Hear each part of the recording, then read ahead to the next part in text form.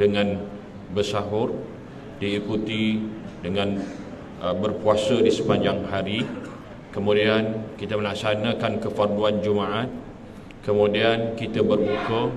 Kemudian kita diikuti dengan solat maghrib. Kemudian kita hadir ke sini untuk mendirikan solat isyak berjemaah.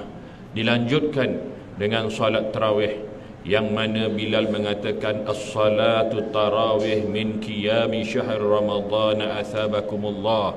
Artinya solat tarawih itu sebahagian daripada qiyam, yakni solat malam, yang mana Nabi sebut as-salatul qiyam masna masna.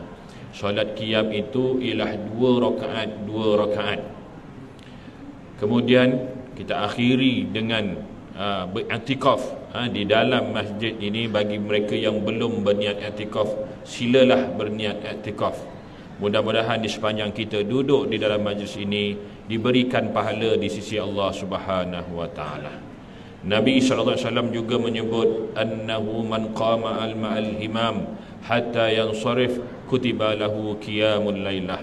Barang siapa yang solat bersama imam sehingga apabila selesai, imam selesai, kita pun selesai, maka ditulis padanya beribadah di sepanjang malam. Orang yang solat isyak berjamaah dikira beribadah separuh malam. Kemudian diikuti dengan solat qiyam bersama imam sehingga imam selesai, dia pun selesai, ditulis ibadah sepanjang malam. Jadinya kalau tuan-tuan tunggu di sini, tuan-tuan balik sama je tuan-tuan. Dikira ibadah dah sekira sepanjang malam. Jadi kalau tuan-tuan, kalau ustaz jadi tuan-tuan, ustaz pilih yang balik, sebab imam pun dah balik. Tuan-tuan tunggu sini apa, imam pun dah balik tuan-tuan. Tuan-tuan, ustaz tak boleh ambil masa panjang sebab kita mengharungi fasa-fasa yang begitu kental dalam melakukan ibadah yang bukan mudah sebenarnya. Kita diuji tahun ini dengan kepanasan yang luar biasa, kemudian diikuti dengan hujan lebat yang luar biasa. Jadi bukan mudah. Sebab itulah Allah berikan ganjaran yang begitu besar. Lebih-lebih lagi bulan Ramadan yang Allah Ta'ala gandakan pahala daripada 10 menjadi 700 kali ganda. Sebab apa? Sebab Allah nak berikan keberkatan pada bulan ini, dan Allah nak mengangkat kita. Yang pertama, Allah nak menyucikan kita, dan kedua, nak mengangkat kita satu kedudukan yang tinggi. Sehingga kan orang yang berpuasa maka diberikan suatu pas yang istimewa, iaitu VIP. Ketika nak masuk syurga, dia ada pintu khas untuk dia di dalam syurga, iaitu pintu Ar-Rayyan. Tuan-tuan, ustaz tak mengambil masa yang panjang. Paling lama pun malam ni ialah 10 suku. Jadi tuan-tuan boleh tengok jam, dah tak lama lah. Tuan-tuan kira daripada belakang. Kalau ustaz tak habis juga 10 suku, tuan-tuan balik je lah. Ini apa ustaz kata 10 suku. Jadi memang 10 suku. Tetapi kalau ustaz boleh berhenti di awal sebelum 10 suku, itu bonus. Tu dia. Tuan-tuan nak bonus tak? Jadi kalau tuan-tuan nak bonus, ustaz kena berhenti sebelum 10 suku. Baik tuan-tuan. Allah Subhanahu wa taala berfirman, "Syahrul Ramadan alladzi unzila fihi al-Quran hudan linnas wa bayyinatin minal huda wal furqan." Bulan Ramadan lah bulan yang mana Allah Ta'ala wajibkan berpuasa. Sebenarnya ayat ini ada kaitan dengan 2 ayat sebelum itu, iaitu ayat yang Allah Ta'ala kata, ya ayyuhalladzina amanu kutiba alaikumusiyam, wahai orang-orang yang beriman, difardukan kamu berpuasa sebagaimana difardukan kepada umat-umat yang terdahulu. Kemudian ayat berikutnya ayyamak ma'dudat, yang diwajibkan puasa itu bukan satu hari, tetapi beberapa bilangan hari, 29 ataupun 30. Yang dimasukkan 29 hari ataupun 30 itu ialah bulan Ramadan. Itu. Jadi Allah Ta'ala mengatakan bahawa bulan Ramadan lah bulan yang mana Allah fardukan berpuasa. Dan bulan itu jugalah Allah Ta'ala turunkan Al-Quran, yang mana Al-Quran itu sebagai petunjuk kepada sekalian manusia. Bukan petunjuk kepada orang beriman sahaja, bahkan petunjuk kepada seluruh manusia. Wa bayyinatin minal huda wal furqan, dan juga menjadi penjelas kepada petunjuk tersebut. Bukan sahaja sebagai petunjuk, tetapi penjelas, yakni pentafsir kepada petunjuk tersebut. Artinya apa? Artinya pertama ialah Al-Quran menafsir Al-Quran. Terdapat banyak cerita-cerita dalam Al-Quran yang sebenarnya Allah menafsir antara satu dengan yang lain. Itu yang pertama. Yang kedua, Allah Ta'ala tunjukkan bukti. Wabayinat, maksudnya pembuktian. Iaitu sebab itulah Allah Ta'ala, apabila kita membaca Al-Quran, Allah Ta'ala akan sampai, ada beberapa ayat Allah Ta'ala sebut, afala yanzuruna ilal ibli kaifa khuliqat. Apakah mereka itu tidak melihat kepada unta bagaimana ia diciptakan? Lihat pula kepada langit bagaimana ia ditinggikan? Tengok pula kepada bumi bagaimana dia dihamparkan? Itu artinya apa? Artinya Allah Ta'ala nak ajar pada kita supaya apabila baca Quran, bukan sahaja melihat tetapi juga berfikir. Artinya Quran mengajar kepada kita berfikir. Tuan-tuan, berapa banyak Quran ada di dalam masjid ni? Banyak. Ditambah lagi rumah kita pun ada Quran. Dalam poket kita, dalam aplikasi kita ada Quran. Tetapi berapa banyak Quran itu menjadi petunjuk kepada kita? Tak ada. Sebab apa tak ada? Sebab kita tak tahu guna. Kan? Kita ngaku je lah, kita tak tahu guna. Kalau tuan-tuan diberikan satu handphone yang begitu hebat, handphone yang tercanggih di dunia, handphone itu boleh mengukur nadi kita, boleh ukur kita punya BP kita, dia boleh ukur kita punya step kita, dia boleh ukur. Bukan itu sahaja, daripada handphone tu sendiri dia boleh menjana pendapatan. Daripada bagaimana orang boleh, dan dengan handphone sahaja dia boleh jana pendapatan. Dengan handphone sahaja dia boleh hubung antara daripada satu negara ke satu negara dengan sebiji handphone saja. Kita balik-balik accept betul gaduh. Itu kita. Kan? Itu je kita. Orang bina duit dengan handphone, kita keluar duit pakai handphone. Itu kita. Sebab apa? Sebab kita tak pandai guna. Berapa ramai orang yang ada handphone? Ramai. Tapi berapa ramai yang pandai guna? Tak pandai. Handphone cap ayam lagi. Handphone cap ayam satu. Satu lagi, kita pun cap ayam apabila pakai handphone tak reti. Walaupun diberikan handphone yang begitu canggih, diberikan handphone yang paling canggih, tapi kalau kita tak pandai guna, sama juga. Kita dengan handphone sama je, kedua-dua cap ayam. Begitulah Quran. Quran yang Allah Ta'ala beritahu bahawa hudal linnas, menjadi petunjuk kepada manusia. Tetapi berapa ramai yang boleh gunakan Quran itu sebagai petunjuk? Tak ada. Tak reti, kita tak reti. Dah lah kita baca bahasa Arab pun kita tak reti, apatah lagi nak mengambil intibah, lagi kita tak reti. Sebab itulah disebut dalam satu hadis, khairukum man ta'allamal Quran wa 'allamahu. Sebaik-baik daripada kalangan kamu adalah orang yang mempelajari Al-Quran dan mengajarkannya yang lain. Dan kedudukan mempelajari Al-Quran itu sangat tinggi, sebab Quran itu sendiri tinggi nilai dia. Dia bukan bahasa kata-kata manusia, bahkan juga bukan kata-kata daripada Nabi SAW. Bukan. Wa ma yantiqu 'anil hawa in huwa illa wahyu yuha. Tidaklah dia berkata mengikut hawa nafsunya, melainkan ia adalah wahyu yang diwahyukan ke atasnya. Sehingga kan dalam Quran ini menceritakan Nabi sendiri diajar kepada Allah Ta'ala, innama ana bashar, sesungguhnya aku hanyalah manusia biasa, yuha ilayya, yang diwahyukan kepadaku. Quran dalam ayat yang tadi ni dah naik syekh dah ni, boleh berhenti ke sebelum suku tadi? Menyesal pula bercakap kata sebelum suku kan. Tadi ketika tak ada idea. Tak ada, bila dah ada idea ni nak macam mana nak berhenti? Kan ini masalah. Kan. Baik tuan-tuan, Ustaz nak ajar gini, nak mengajak tuan-tuan kita melihat bagaimana satu contoh saja. Satu contoh bagaimana Quran itu memberikan panduan. Yang pertama tadi Ustaz katakan bahawa Quran mentafsir Al-Quran. Yang kedua, Ustaz menyatakan bahawa Quran mengajak kita pada melihat alam. Kenapa Allah Ta'ala suruh kita melihat alam? Sebabnya Allah Ta'ala nak beritahu kepada kita bahawa Quran ni, bahawa ada makna yang tersurat dan ada makna yang tersirat. Makna yang tersurat itu kita faham, makna yang tersurat itu kita faham apa yang dimaksudkan Quran. Tapi makna yang tersirat itu ialah Allah nak beritahu kepada kita bahawa Quran itu ialah Tuhan yang sama yang menciptakan alam ini. Sebab itu Allah Ta'ala suruh manusia itu apabila baca Quran, tengok alam. Kalau tengok kepada unta bagaimana diciptakan, ajaibnya unta, itulah Tuhan yang sama yang menurunkan Al-Quran ini. Bahkan juga Allah Ta'ala suruh kita untuk mengkaji, untuk melihat sendiri. Kenapa Allah letakkan ayat tentang turunnya Quran itu seiring dengan kefarduan bulan Ramadan? Kenapa? Sebabnya Allah nak beritahu kepada kita, ayat yang mula-mula diturunkan itu pada bulan Ramadan. Dan yang dikenali sebagai nuzulul Quran. Dan semua kita tahu, imam pun dah baca tadi, Al-Quran itu turun pada malam Lailatul Qadar. Malam Lailatul Qadar jatuh pada bulan Ramadan. Bahkan yang lebih dekat lagi maknanya ialah 10 malam akhir. Jelas.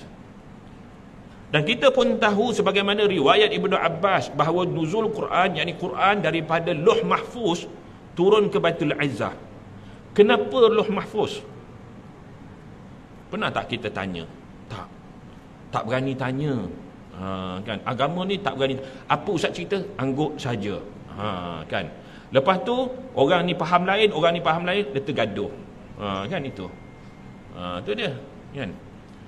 Quran adalah ringkasan daripada apa yang Allah Ta'ala tulis di Lauh Mahfuz. Sebab dalam Quran menceritakan asal penciptaan alam ini, dan berakhir dengan Allah Ta'ala sebut, wa man kana yarju liqa rabbi falyamal amalan salihah wa la yusyrik bi ibadati rabbih ahada. Dan berakhir apabila manusia ini dihadapkan di hadapan Allah Subhanahu wa Ta'ala, itulah kemuncak kehidupan bagi seorang manusia. Lepas pada tu Allah Ta'ala tunjukkan rupanya, maka di waktu tu dah tak ada dah. Maknanya manusia akan kekal dalam syurga buat selama-lamanya, dan kemuncaknya ialah melihat Allah. Itu. Dan apabila berlaku di tiupan sangkakala, iaitu kalam di waktu itu dah tak tulis lagi dah di Lauh Mahfuz, habis dah. Dan ketika ustaz sedang duduk berbicara, kalam sedang menulis di atas Lauh Mahfuz. Tapi walaupun kalam itu sedang menulis, Quran telah menyimpulkan apa yang Allah Ta'ala nak ceritakan di dalam Lauh Mahfuz. Artinya Quran menyimpulkan daripada apa yang kalau kita nak tahu apa yang Lauh Mahfuz tulis, baca Quran. Begitu juga suratul Fatihah. Surah Fatihah adalah ringkasan kepada Al-Quran. Kalau tuan-tuan beli buku, tuan-tuan nak baca buku ni cerita pasal apa? Tuan-tuan buka bahagian lembaran isi kandungan. Dia tak ada buku yang kita beli ni, isi kandungan sebenarnya cerita buku lain. Tak ada, memang buku tu lah. Tuan-tuan baca isi kandungan tu, nak menceritakan itulah isi yang nak disampaikan dalam buku tu. Jadi ringkasannya ialah baca isi kandungan. Tapi jangan baca isi kandungan saja. Lepas tu sembangnya semua, rupanya baca isi kandungan je. Tak, baca isi kandungan untuk kita faham apa yang ada dalam buku tu. Pada buku tu kena baca lah. Jadi begitulah juga Al-Fatihah ialah ringkasan kepada keseluruhan Al-Quran tu. Jadi sebahagian besar daripada surah Al-Fatihah dia cerita pasal apa? Allah. Alhamdulillahirrabbilalamin, Ar-Rahmanirrahim, Maliki Yaumiddin. Itu semua menceritakan 3 daripada 4 ayat menceritakan Allah Subhanahu wa Ta'ala. Artinya Al-Quran ini turun nak mentauhidkan Allah Subhanahu wa Ta'ala itu. Kemudian iyyaka na'budu wa iyyaka nasta'in. Lalu Allah ajar kepada kita tentang ibadah. Hanya pada engkau kami beribadah dan hanya pada engkau kami minta pertolongan. Maknanya mulakan dengan ibadah, lalu mintalah apa yang kamu nak. Lepas tu barulah ditunjukkan pada 2 ayat yang lain, contoh-contoh yang Allah Ta'ala tak suka. Dan diakhiri dengan doa, ihdinas siratal mustaqim. Jadi jalan, tunjukkanlah jalan mereka-mereka yang diberikan nikmat. Nikmat di sini ialah hidayah. Hidayah. Kita ingat nikmat itu harta. Tidak. Nikmat itu ialah hidayah. Jalan untuk sampai ke syurga. Dah masa nak habis dah. Ustaz pun dah kelakabut dah sekarang ni. Kan, itu dia. Dan bukan jalan-jalan yang Allah Ta'ala murka. Dan juga jalan-jalan mereka yang sesat. Jadi apa yang saya nak ceritakan bahawa ialah Allah Subhanahu wa Ta'ala mendatangkan ayat, lalu Allah menafsirkan ayat ini dengan Allah datangkan satu lagi ialah Nabi. Nabi diutuskan untuk menjelaskan apa maksud ayat. Artinya sebagai satu contoh, Allah Ta'ala datangkan Nabi, lalu datangnya bulan Ramadan, lalu Nabi bersabda, man shoma ramadana imana wahtisaba ghufira lahu ma taqaddama min dzambi. Barang siapa yang berpuasa di bulan Ramadan dengan penuh keimanan dan bermuhasabah, akan diampunkan dosa yang telah lalu. Dia makna yang hadis yang lain pula, man qama ramadana imana wahtisaba ghufira lahu ma taqaddama min dzambi. Barang siapa yang mendirikan solat malam di bulan Ramadan dengan penuh keimanan dan keampunan, dengan bermuhasabah, akan diampunkan dosa yang telah lalu. Sebenarnya apa yang nak ceritakan di sini ialah keampunan Allah Ta'ala. Sebab itu kadang-kadang ada ketika apabila kita nak mendirikan solat malam tarawih contohnya, tidak semestinya, jujurlah kita kata, dah 20 hari, dah masuk 20 hari yang kita solat ni, ada ketika kita rasa macam berat sangat, malas sangat, kan? Tak adalah kalau kata, saya tak ada ustaz, saya steady je. Memang tuan-tuan, kita jadikan contoh, jemaah contoh kat sini. Tak, pasti ada kita rasa berat sangat, pasti. Dan ada juga ketika kita berpuasa, ada ketika sepanjang kita puasa, ada ketika kita rasa penat betul, letih sangat. Letih nak menghabiskan satu hari puasa tu, letih. Tetapi kenapa Allah datangkan, iringkan dengan ghufira lahum ma taqaddama min dzambi, iaitu diampunkan dosa? Iaitu Allah Ta'ala nak beritahu bahawa apabila kita menghadapi kesukaran, maka jalan untuk menghadapinya ialah istighfar. Jalan untuk menghadapi kesukaran tersebut dalam melaksanakan ibadah ataupun kesukaran dalam menghadapi kehidupan, Allah jalannya ialah dengan istighfar. Tapi istighfar mesti datang dengan kita yang minta. Sebab tu Allah Ta'ala sebut, wa iza sa'alaka ibadi anni fa inni qarib ujibu da'watad da'i idza da'an. Dialah yang akan memperkenankan doa bagi orang yang meminta. Bagi orang yang meminta, sekiranya mereka meminta. Jadi cara untuk kita memotivasikan diri kita, macam mana kita nak terus melaksanakan ibadah ni, kita nak rasa rajin, ialah kena banyakkan istighfar. Kalau kita rasa macam berat, istighfar banyak. Kalau tak boleh, istighfar lagi. Dan di waktu itu nanti kita akan rasakan perubahan. Begitu juga ketika kita nak bangun sahur. Mula-mula sahur macam-macam menu ada, tapi dah hujung-hujung tengah ni, idea pun tak ada. Kan? Ini nak bangun sahur mana? Contoh, cuba dengan istighfar. Sahur ni kita cuba. Sebab Allah Ta'ala sebut, wabil asharuhum yastaghfirun. Pada waktu sahur itu mereka beristighfar. Jadi rupanya istighfar tu sebagai suatu motivasi, sebagai satu dia kata vitamin. Kita yang tak ada selera asal dia, bila kita istighfar, baru lepas tu berselera kita makan. Kalau tak percaya, cuba pagi ni, nanti subuh. Nanti kalau dah berjaya, contoh jangan lupa telefon ustaz. Ni tuan-tuan ustaz tugaskan jemaah ni kita test kat sini dululah. Kalau berjaya kita buat ke masjid lain, kan? Istighfar berjaya menjadikan saya bangun sahur, kan? Pada mereka-mereka yang malas nak bangun sahur ni, kan, di pertengahan-pertengah ni suruh mereka istighfar. Kalau kita nak bangkit nak solat ni, rasa 8 rakaat ni macam 20 rakaat, jadi kita istighfar. Kalau kita nak habiskan puasa, tiba-tiba kita rasa letih, istighfar. Rupanya istighfar jalan bagaimana. Sebab tu Nabi dah sebut, ghufira lahu ma taqaddama min dzambi, diampunkan dosa yang telah lalu, artinya jalannya istighfar. Begitu juga kita ada dosa yang melekat dalam diri kita. Setiap orang dia ada dosa yang dilakukan secara berulang-ulang. Jalannya ialah istighfar. Ini dinyatakan oleh Allah Ta'ala dalam suratul Yusuf. Ni waktu kecemasan tuan-tuan, kejap lagi habislah, tuan-tuan jangan risau.